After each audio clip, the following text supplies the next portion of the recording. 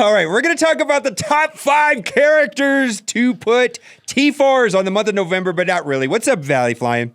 What is up, mobile gamer? OMG, Trevor, how are you doing? I'm doing well. So I get asked about what are the best T4s in the game. I get asked this question a long time, and I hate to say this, but it's more about the characters and the effectiveness of characters than whether or not the T4 itself is efficient. Would you agree? I would. And that brings me to one word, usage. If that character has a lot of usage, it's worth T4ing. And there's some that are really great on paper, like Black Panther. But if you're not using you're not using him a lot, it's not worth the T4. So I would totally agree with that. Usage, and it depends on the character. Yeah, so even though the title of the video is top 5, it's actually, we're going to talk about 6 characters, and 3 of the characters are in the same category, in my opinion. So we're just going to blast through that right here. And those 3 characters are, no surprise here, Phoenix, Captain Marvel, and Ultron. And you can see right here in my account, I have put every single T4 on Ultron. I have done all but the basic on Captain Marvel, and I did all but the basic on Phoenix. This Bestow Light, a lot of people don't always do that one. I personally like that one, but you can probably do at least 2 out of the 4 on Phoenix, and explain why those T4s are just vital no matter what, every day, always. Run, don't walk, do them now. She is the best character in the game, and you're making her a lot better with those T4s. The special you're talking about gives her a little more health, gives her a little more damage when she's in that Dark Phoenix form, which you mentioned a while back, and I've done that one as well. I like it. The Phoenix Force extra damage, very, very good. And if you think about it, all of her T4s are kind of like a 2-for-1, because Phoenix is getting a benefit, but so is Dark Phoenix when she dies. So very, very good character, very good T4 investment for everything that she has. And so I think you could make a debate on whether or not Phoenix or Ultron is the best character in the game. I'm personally in the Ultron camp, but a lot of people are in the Phoenix camp recently. Personally, I think Ultron's the best character in the game, only because I think about Blitz and how basically Ultron can carry any 4 characters to win in any part of Blitz, where that's not necessarily true of Phoenix. Does that make sense? All right, you sold me. Yeah, okay. One of the best characters in the game. Ultron. No. But you can debate this. Like, it's not worth debating, really. It's like, okay, give them a tie or something. Phoenix and Ultron share easily the top 2 characters in the game. You know what? Here's a settlement to that argument. Get both. Build both. Put the T4s in both. That's right. You won't be sad by doing that. And so I'm a huge fan of both of them. And then, so Phoenix is getting a lot of use in all game modes. And I think the only downside really to Phoenix is that inside of the raids, if she goes into the Dark Phoenix form, which is a summon, that means she's dead, and then you're going to have to spend refreshes. And that's also true on putting her on defense in war, which nobody does, because she's probably the only counter to Coulson right now, which we're going to talk about later in the video. When she goes into the summon form, she's dead, and it costs cores to refresh. So that's really the only downside to Phoenix, right? Yeah, in raids, yeah, but in other game modes, geez, what does it matter? Yeah, dominant. Arena doesn't matter. She's definitely changed the arena completely. Now, Captain Marvel, I did 3 out of the 4. What can you say about Captain Marvel, real quick? Oh my goodness, that opening turn burst is so scary. You got to take into account that binary, very, very big. Yeah, 640% damage. That is huge. Right. If you don't have your character built up, that's an instant kill right on turn 1. And I did some complaining about her kit, saying, "Oh, she's just a stats beast," and like the thing, like she's just high stats. There's really not anything to her, but her when she hits all the characters at the end of their turn when she's in binary, that's actually very useful at clearing deflects, useful at clearing the dodges and things like that. She's just her kit is good, but it's mostly about turn 1 blowing up things and then healing. She's just a beast, right? I love her in the raids too. I'm using her in a lot of the raid content, and she's just killing it because of that healing, because of that big bursty damage. And if you get some energy with her, you're going to use her ultimate more and more and more. It's just, she does a lot. And that's the special clears the positive effects from the enemy team. So you can remove taunts and everything with that. I mean, she's awesome. Right.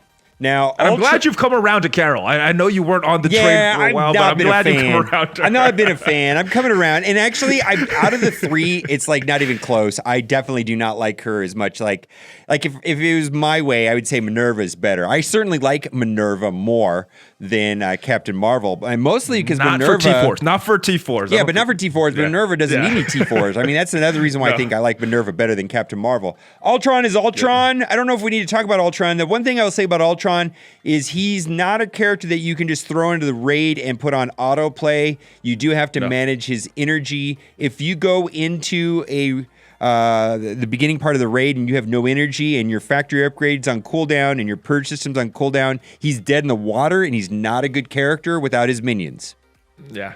He needs those minions. But on the flip side, if you got that minion train rolling and you get him going, he can clear an Ultima 7 node, an early node, all by himself if you get enough Ultron bots on the field. So, but he's tickling them, too. That's the other thing, too, is that there's 100k damage just to one target is not a lot in Ultima 7, so we'll see. I didn't say it's a one-shot clear everything, but he can clear the whole thing if you get all those bots on the field. But yeah, you should be able to toggle between purge system and factory upgrade done correctly and kind of alternate between those two abilities, but it's very important to not leave these on cooldown when going into a new node. So especially the factory upgrade. I think that one is very important. If you can't get the bots out, it's... it didn't matter. Okay, let's go to the next character. We're going to talk about some T4s, and this character is Invisible Woman, and you talked me into Invisible Woman, and I did this bending light, and I love this ability right here, and I've been using it in U7.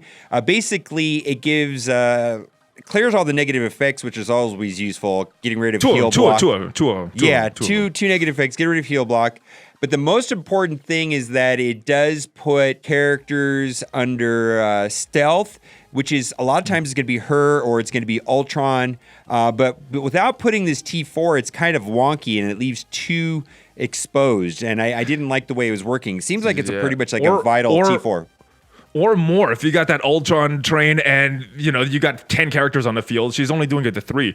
This T4 is super important because it goes to all allies. So it might be 3, it might be 7 undercover with this new move. So with the T4, so very important. And this is the next one that's on my list to do right here to put the offense down, and plus the barrier. And the barrier is what's amazing inside of the raids because the barrier will go up. And the beautiful thing about the barrier is that even if you have like low health, it gives you a chance to revive your health while the barrier's up. It's a beautiful thing. I totally agree. I love that barrier, but that offense down, taking it from 3 random enemies to all enemies for 2 turns, especially in Ultima 7 where they hit hard. I really love her for Ultima 7. She's awesome. Isn't she cute? I don't know. She's cute. Right? Cute would be a good word. She's cute. I don't know what it is. She's cute. Okay. Let's go to the next one. The next one we're going to talk about is Storm. And I want to get on board with this, but why don't we just explain the thinking about Storm, and then I want to be sold on somebody's practical experience, and so I'll explain what it is. In theory, Storm. It's got this basic attack that ramps up charge, and you get the charge up to 20, and then you hit Storm of the Sentry, and you blow up and you wipe the whole team. And plus, she's paired up with Phoenix and the X-Men, which is fine. Phoenix is amazing, except that you have to spend the cores, but it's like a good team when they're all together. But that's not really how it works. What is your experience with Storm and U7 in the raids? Well, with the first strike, it was great. And you could save her nodes and charge her. You got a bunch of nodes to charge her.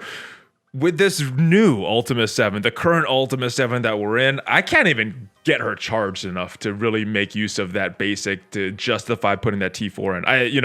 I can't get 15 charges, let alone 20. So there's not enough nodes to charge her. It's way harder than the first strike version that came around.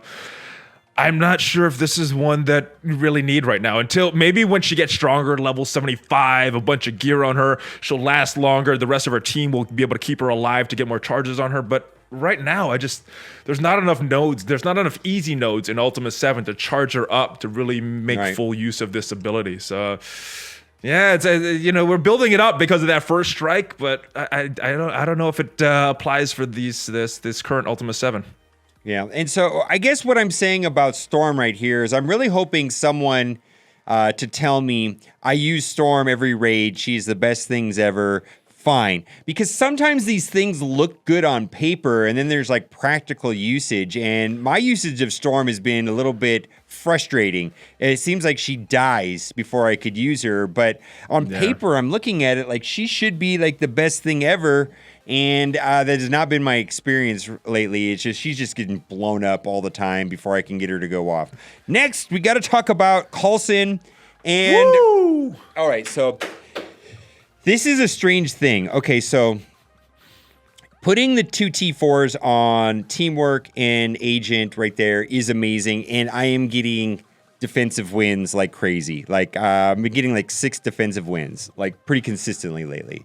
And there are 3.5 teams that can beat Coulson, and we're going to talk about that here just at the end of this video here. But the frustrating thing about these 2 T4s is I never get to see it in action, and if I didn't have it, would the opposing team waste their team anyways? You know what I'm talking about, right? I do. It's pretty much for war defense, which happens 3 times a week. You don't get to see any of the battles. All you do is see some stats at the end of it, like, oh, that team did pretty good. So yeah, it's gonna make him much better for war defense, but there's the argument. It's just war defense, and it happens 3 times a week. Whereas something with the raids every single day. So yeah. So this has been a frustrating investment of resources, and I can state that it is effective. I know it's effective, but it's like I don't get to see it. I don't get to use it. I feel like this will pay off in the future if there becomes a single-player war, which is like my favorite game mode in Star Wars Galaxy of Heroes. If they ever create a single-player war or a Grand Arena Championship, something like that, that might be like a no-brainer must-have T4 right there. But right now, it just seems like, oh, that's cool. I just see the stats. I see the defensive wins come in, and that's it, and I don't get to use it. But let's talk about Coulson. I believe there's 3.5 teams to beat Coulson, and I think the main one that everybody knows about is X-Men and Phoenix. Phoenix gets blown up pretty early in the matchup, and that is it's pretty cool because you want her to die. And then what is the second matchup that we've been using? And actually, I completely forgot about this, but Casino actually called me and he said, remember they showed this when we actually saw it at Fox Next, them use the Brotherhood. I just completely forgot about it. Here's the reason I forgot about it. We were punching across with Brotherhood going up against Shield. They didn't work. But when you're punching down in war, they can work. So it's hard to punch up with Brotherhood against Shield. I mean, once in a while, if your team's set up, it might work. But they do work. And when we tried it at the test server, I couldn't get it to work when I was punching across. But yeah, it does work when I'm punching down. Okay, so I think that's the reason I've used we forgot about now it. There's a very specific strategy to make Brotherhood work against Coulson teams on defense and war.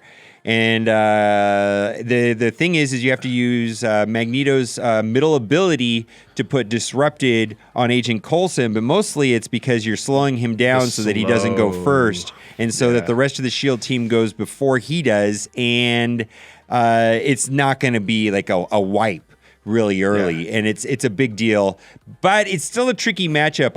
You can punch across and you can punch down. I have not tried punching up, and I've seen even on my defense log people trying to punch up against my Shield team with Coulson with Brotherhood, and I can't speak to if they were playing it wrong or if they just got beat. It's kind of a tricky thing, right?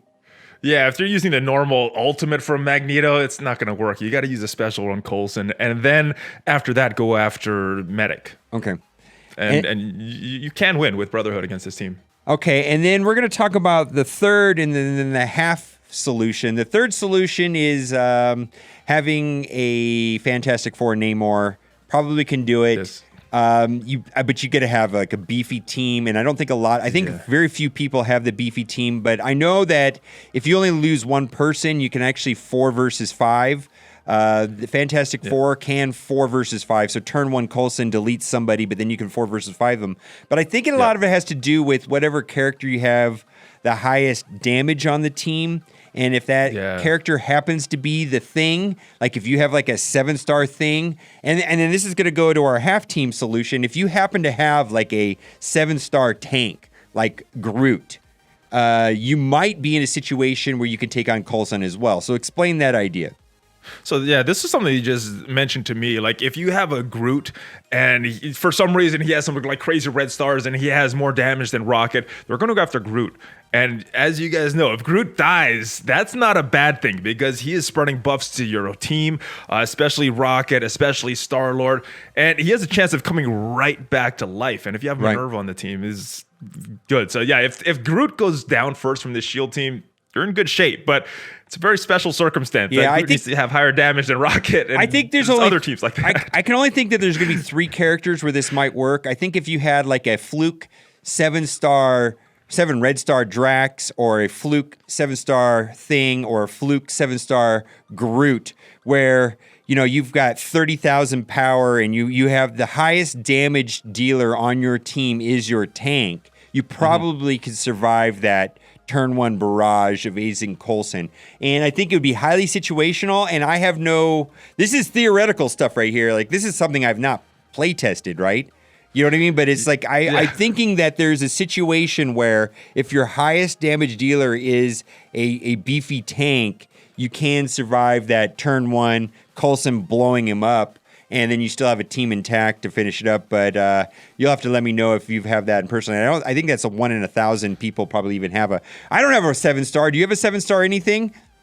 Not a 7 red star or anything. Yeah, and by the way, red stars are still a scam in my book. I think the mechanic is terrible still to this day, even though it's been out almost a year. I do not like it. You can't build your teams right. You can't. It's relying on luck. I mean, jeez. Right, and then I want to point this out too. Right now, my Coulson's at 4-star. You can see I'm at 129 out of 130. That means he's going to be going to 5-star. Other people are going to be going to 5-star too. This team gets uglier and uglier. The higher stars and the higher red stars that Coulson has, it just becomes more and more problematic. And I think beating Agent Coulson is going to be a thing going forward. And I can justify the T4s because I'm hoping that we'll get a new game mode. I'm excited about it. I hope we do get that new game. You know what I'm talking about? Like a single-player war. I do. I love it. Yeah. I see you guys streaming that for Star Wars. My God. And I was like, I so want to much fun. stream something just like that for this game, but we don't have that yet. So, yeah. Good news. The devs were favorable when we mentioned that idea, or when you mentioned that idea. I mentioned it. I mentioned it more than once. I mentioned it to everybody there. Like, there's a couple things. I always mention. It was a positive response, right? It was a positive response. I think I mentioned 3 things to every single person I came across at Fox Snagger. I said Nobu's trash, red stars are trash, and Grand Arena Championship is the best thing ever in Galaxy of Heroes. And if you could bring that to this game and get rid of some of because there's a lot of stuff in this game that takes a lot of time. If they could start minimizing some of those other game modes and make that other game mode, where I could actually put the time and have the effective use of my time is in that single player Grand Arena single player war, that just make my year. Frankly, I just love it. I would as well. I love that. It looks so fun watching you guys play that. So guess what time it is? Time for a giveaway, baby. Time for the giveaway. Love it. Okay, I really hope you liked this video today, and if you did, you're in luck. For every single person that likes this video, you will be getting for free in your account. What am I giving away, Valley? I don't even know. A code to the Grindr account. No. What is it with you and Grindr accounts? I don't know. You mentioned like 3 times in one of my videos, so I just kept going.